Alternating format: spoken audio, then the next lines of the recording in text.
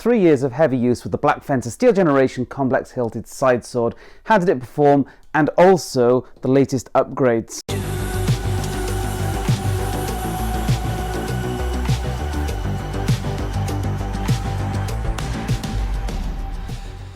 Hi, I'm Nick Thomas and welcome back to the Academy of Historical Fencing. So the Black Fencer Complex Hilt Steel Generation Sidesword is a sword that I use a hell of a lot, but I also happen to have two of the latest model, latest specs, upgrades of the exact same model, and I'm going to talk about that a bit later in the video because it has had quite a few changes over the original model, and I'm going to talk about that and how it has improved or not.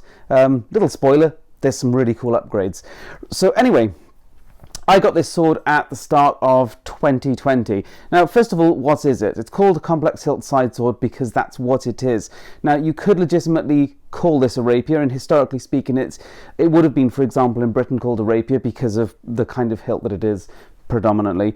But in today's sort of HEMA language, we would call it a sidesword because it's a little bit shorter and a little bit cuttier and requires kind of, you know, heavy type gloves to use unless you've got fully enclosed hilts, and so we would call it a sidesword because it's much more cutty than the kind of typical rapiers that we use. So why would I personally have bought this? A few reasons actually. One, back then 3 years ago, heavy gloves that suited sideswords were, well, almost non-existent, and two, for me personally, this represented a kind of military rapier. So rapiers were commonly used as battlefield weapons, usually as sidearms, but not always.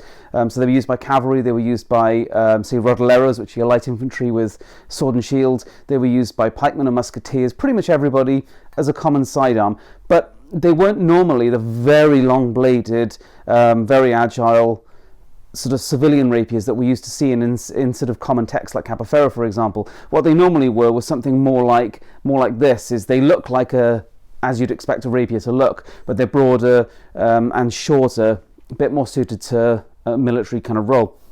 And for me, that was really cool because I like to do some military style fencing as well as a kind of civilian fencing. So for me, it kind of fulfills several different roles. The first one is that it allows you to use something like a red dragon glove and not feel like you're going to get hurt, because sidesword actually prevents a bigger glove issue than pretty much any other sword in HEMA. So the reason for that is that we have to wrap the index finger over the quillen or cross, and for that reason loads of gloves don't work particularly well because they have to be able to actually get over there, they have to fit inside, and significantly the base of the thumb has to be able to fit comfortably up against the quillen block, and loads of gloves have really thick and elevated protection here which doesn't allow it to seat, and when the thumb then gets pulled away from the grip you end up really, well, hurting yourself. It's really, really uncomfortable. And so it's very difficult. And also then, as a result of the index finger being seated over the quillen or cross, it's trapped there when it gets hit. So if you use a typical open or relatively open hilt sidesword, which I often do, so I use a Malleus Manciolino, which is kind of just a very traditional simple sidesword, there is a major risk to the index finger, and when it does get hit, it basically gets trapped there against the quillen block and you can take some severe hits. So if you use red dragon gloves, for example, that can be a major problem. So this complex hilt does provide a massive amount of extra protection to especially the index finger, but overall to the hand. So this sword, for me, I can pass it out to people at events, and I often do, who are using red dragon gloves, and I don't feel too bad about them taking injuries because they're well protected with it. Nice thick bars, lots of coverage, so you can use red dragon gloves and it works quite well. But yes, it does represent the military rapier, and it does represent, frankly, a lot of the more complex hilted sidesword type swords that we see in museums. So if you go to museums, you will find loads of swords that are short and cutty, but more complex than just, you know, forward rings and a knuckle bow. So it's a very, very legit historical sword that we don't see a lot of today, and the main reason for that is partly that people get hung up on the fact that this looks like a rapier, and partly because there's so much more work that goes into this that it becomes more complicated to build and more expensive to buy. But with Black Fencer, they don't charge too much, which is excellent. Right, onto let's talk about the hilt. We're already at the hilt. Typical swept hilt design. It's very, very strong. I have bent this bar down over repeated blows, and it's now buttressed against the other and hasn't gone anywhere. You could bend that back out. I've not been particularly bothered because I still find it provides plenty of coverage. It's tough. I haven't broken any welds. In fact, I haven't bent or broken any other component parts, so I feel pretty good about that. It's worked absolutely perfectly for me. That being said, the hilt is heavy, and that's partly because the bars are so thick, which, you know, you want your HEMA hilt to be tough, but also because that pommel is a big old beast. Okay, so it is a heavy hilt. This is a heavy sword for what it is. It's my one is 1.33 kilos, so, you know, for a one-handed sword, particularly a more cutty sword, that's pretty hefty.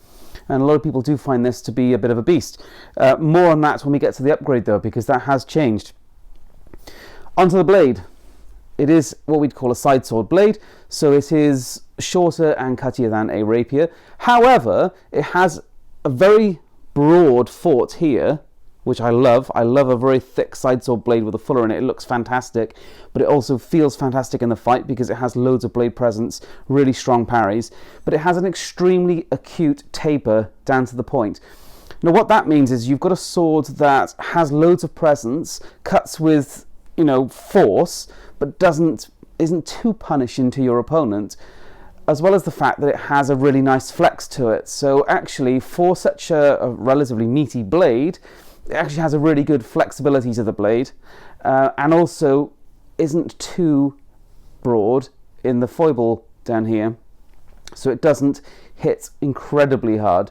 I would say it's a kind of a medium weight blade in terms of punishments to your opponents, but overall is kind of a heavy beast as an actual complete sword. So, positives of this. Well, it represents a lot of museum examples. Exactly. It's exactly what I wanted for a more complex hilted side sword, a military rapier, whatever you want to call it. It does represent them perfectly. Durability wise, 3 years of heavy use. I use this all the time. I pass it out as a loaner sword, again, because it has the protection on it and I feel confident about loaning it out to people. And I use it against everything. Long swords, the recent video with the lantern shield against halberd, that was this sword. So it gets a lot of use and I absolutely really enjoy it. Are there any downsides? Well, the hilt is heavy, and on an already heavy sword, I do sometimes feel that I'm kind of struggling a little bit to get the blade around because I'm just, you know, I've got a lot of mass around here. But again, that's been changed on the latest model, so talk about that a little bit more later. Also, the ricasso block here is very thin, and I have thought a few times about putting some leather or something or tape around there, because when I grip it here, it doesn't always give me the most confidence in my grip. It does feel a little bit narrow. I do like a slightly wider ricasso block on a sword that's this beefy and kind of cutty. Again, that's been changed. Let's talk about that a little bit more when we get to the other model. Edge damage. Some people find that black fencers take a lot of edge damage. Now, in actual fact, it's not so much that they're soft, which some people say they are. They're not really soft at all. What they are is narrow at the edges. That's a particular choice by Black Fencer. They like their swords to be as close to the real swords as possible, so they go with original profiles to their blades and quite narrow edges. Now that comes with some strengths and it comes with some weaknesses. One is it means that the sword handles and interacts and feels more like the originals, but the downside is the edges are narrow and take more edge damage. That being said, this one has taken a massive amount of punishment against all manner of swords, and I've never done any edge maintenance on this whatsoever. I've never filed it or anything like that, and I can firmly run my hand down it with no burrs, no damage whatsoever. So, you know, I wouldn't have any issue with that whatsoever. So no problem at all. It hasn't taken any blade sets, it hasn't taken any significant edge damage, and it hasn't broken any welds or anything like that. All it's done is bend slightly at this bar, which is completely normal. You'd expect that. It's also still completely firm. No rattling whatsoever, which, considering it's peened, is nice because, you know, it's so often for hilts to get loose. So, any other downsides? No. As I said, it's a heavy side sword. You have to appreciate that, and if that's what you want, that's absolutely fine. Also, if you do order one, This, what we call here the langet, is what's called the hilt option on their website, and I would highly recommend that you opt for it because it's only, what, 10 euros or something. These type of swords typically have this langet, and it not only looks nice, but it makes it way more comfortable where the index finger rests over it. So I would highly recommend that you opt for that. Personally, I also would have gone for a sexier grip colour, because they now offer, you know, blue, red, green, but back then they only had this as standard, and they do black as well, which is quite nice. So yeah, so this one, when I ordered it, it's the completely standard model in every single way. It just has that very cheap hilt option, which is this langet here. It's also worth mentioning that they'll make it left-handed for no extra cost, which for all you lefties out there is excellent, because not all makers do that. Now, let's talk about the new model, because I found this to be absolutely fantastic, and the only criticism I could possibly have of it is that, yeah, it's a little bit on the heavy side and a little bit hilt heavy. So let's now look at the new model. The blade is identical, okay? All of the changes are in the hilt and the ricasso, okay? So let's deal with the ricasso first before I move on to the hilt. You can see how broad the ricasso is compared to mine, and that means it's more comfortable, but I also think it handles better as a result. So that's really, really nice. On to the hilt. Well, you can see there's all kinds of changes going on here, okay?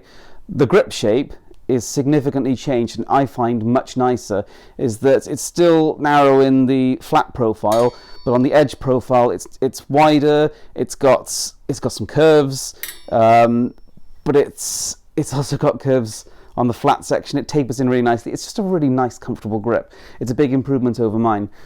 The pommel. So that's the pommel off the Noblest Rapier, which I've got to my left here. We'll talk a bit more about that in a moment. That pommel has reduced the overall hilt weight.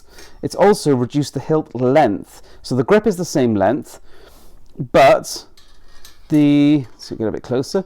Grip is the same length, but the pommel is different, and it's reduced the overall hilt length, but it's actually increased the glove space because of the kind of faceted nature of the pommel shape. So yeah, you've got more glove room, which is good for heavy gloves, whilst actually getting less hilt length. And hilt length, it often gets overlooked in HEMA, but hilt length is actually a major factor. When you get a hilt that is overly long, it tends to get cumbersome. It overbalances the weapon in weird ways, and also causes issue with rotations. And with sidesword, we want to do rotations. And if you've got a pommel or a long grip that sticks out towards the wrist area, it gets in the way, it makes it uncomfortable, and it makes the weapon feel weird.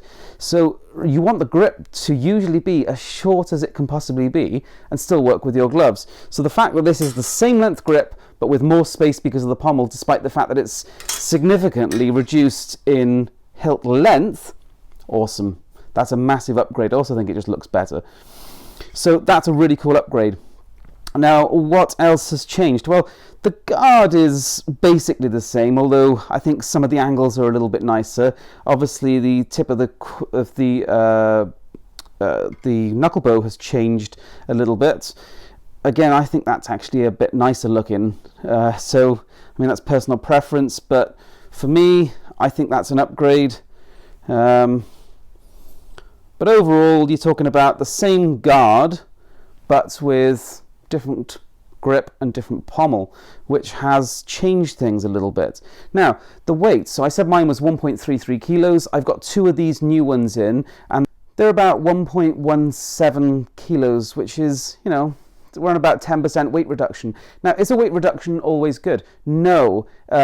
With our training swords in HEMA, for the most part, we want them to be realistic. So you don't always want to go lighter, because you're just going to end up kind of, you know, blades flicking around, whatever else. But in this case, the weight reduction is a really good thing. So it's actually pushed the balance up by about 1 centimetre. So remember I said this one, my criticism of it would be the hilt's a little bit heavy. It does feel a bit heavy in the hand.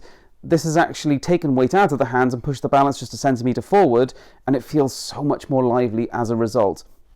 So they're both within a historical range. This one just feels a bit more lively, but it hasn't compromised any at all of the kind of blade mass that gives you so much of that cutty feel and that blade dominance and the strong parries. It hasn't compromised any of that. If anything, with the thicker ricasso, it's actually improved upon it. So what do I feel about this one versus this one? Well, it's essentially the same sword, just made better. Okay, it's going to feel better in the hand because the grip is nicer shaped. The pommel doesn't get so much in the way. It doesn't have so much mass in the hand. You're not going to get quite so tired using it, despite the fact that it has all the qualities of this one in terms of its blade, has all the same levels of protection. I think it's absolutely fantastic. If I now put mine aside, because, you know, that's the old model, that's not what we're dealing with anymore, and I look at gloves, so this is a medium size Thok, which is frankly the best glove on the market for side sword, and actually a lot of other swords as well, because again, side sword, as I said, presents so many issues with gloves in terms of what you can fit and what gives you the protection. Well, it just drops in there really nicely, and there is room for a slightly larger glove as well. I've given this to people with the large Thok gloves, and it just works. It works with red dragons. There's space, it's comfortable, it works, okay? And this would be the glove I'd recommend absolutely for using this sword. Although again, because it has this amount of protection, you could absolutely get away with it with red dragons. Although I would recommend a tip protector in the pinky. So with any sword where it has a lot of protection, but the protection goes to a point at the knuckle bow, okay, which is, well, typically sabers and a lot of side swords, the pinky is vulnerable, and I would recommend a tip protector in the pinky if you're using something like Red Dragon. And so, yeah, drops in, is comfortable, works really well, but you can get away with your Red Dragon gloves or similar. So, there you go. That is the Black Fencer Complex Hilt Side Sword. It's now down a little bit of weight. It feels so much better for it. It's just become more lively. With all the strengths the old one has. A few other things that are worth mentioning. Black Fencer, they do kind of put an overpeen section over the quillon block here, and you can just about see it by the side of the grip. So the peen section is what holds the sword together up here. So basically the blade goes all the way through the hilt and then gets heated up and hammered down flat. And this is the peen, okay? But what they've done is a similar idea. They've got essentially kind of forks that come out this side of the guard and get hammered down into the guard, and that's actually a feature that Albion has done with their training swords for years. My Albion Mai does exactly the same, and that is a feature which has kept it solid and non-rattly for years, and so that's a really cool feature for a sword that is peened as opposed to screw pommeled. And they just stay tight and they keep on going, and they don't require that constant tightening and maintenance, which is quite cool.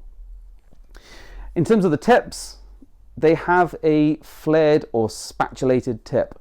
So it does flare out, but I would advise put in a tip on top because it's safe enough to a degree, but not broad enough. And that is the Black Fencer tip on my example there.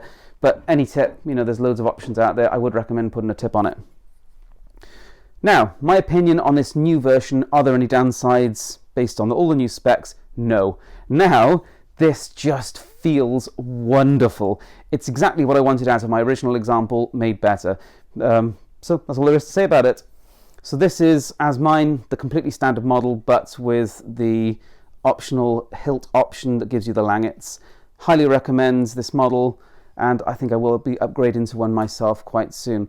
So I hope you did enjoy the video. I can't recommend this one enough. It's just a fantastic training sword that I absolutely love using against a whole range of different swords. And I really appreciate the fact in HEMA that we're getting some side swords. And Black Fencer isn't the only one, but I really appreciate that we're getting some side swords that actually have some serious mass to them, because some side swords out there are kind of very sporty and very light. My Malleus, for example, and again, they do heavy side swords, but my particular Malleus, which was the Sport one, I think it was called years ago, is now the Manciolino one, is very, very sporty and very, very light. It feels like a very small rapier, which is a good thing at times because it's safe and it's good for certain gloves, but it's really nice that we've got some of these real beefcake side swords, because they do change the way the fight goes, and they do encourage certain other technique, and particularly some of the cuts from the shoulder, some of the rotational elements within Bolognese swordsmanship. And I also use this for my rapier at times as well, because it's that kind of sword. I really appreciate that we're getting some beefcake side swords that are beefcake but not cruel to your opponents, because they feel like they've got a real mass and strength to them, which they have, but they're not horrible to your training partners. When I first posted photos of this sword, a few people did ask, is it the same hilt as the Noblest rapier? So I will review this one soon. I've actually had this one for over a year, but unfortunately I tore a muscle in my forearm, and this is one of the swords that is hardest to get back to. So I'm actually back to full training now, but the kind of slightly heavier bladed rapiers are the thing that still strain it the most. And I'm just about back to using this fully, so I will review this soon, but I wanted to thoroughly use it before just giving you first impressions of it. Anyway, is the Noblest the same as the complex hilt side sword now? No, it's the same overall historical style, and obviously they've taken the pommel from it, which I really like, and the guard is the same swept hilt style, but the actual stock that it's made from, the bars, are significantly different in terms of thickness and therefore weight and strength. Okay, so the Noblest, I know people have had some issues with the bars bending, although frankly I don't mind that so much. It's mild steel, you can just bend them back, and I like the fact that it's of correct historical weight and feel, so I don't mind that too much. But if you put this guard on a chunkier side sword, it would suffer and it would bend a lot more, and it would probably break welds as well. So it's not the same guard, it's the same style but made significantly thicker and stronger. So that's it. That is the Black Fencer side sword. Absolutely love it. We do also have the same blade with the normal hilt, the less complex, and that's also quite good, but do bear in mind that when you drop that much hilt weight, obviously it becomes more and more balanced forward then again as well. Anyway, I hope you enjoyed the video. Thanks for watching. Please do subscribe if you haven't already.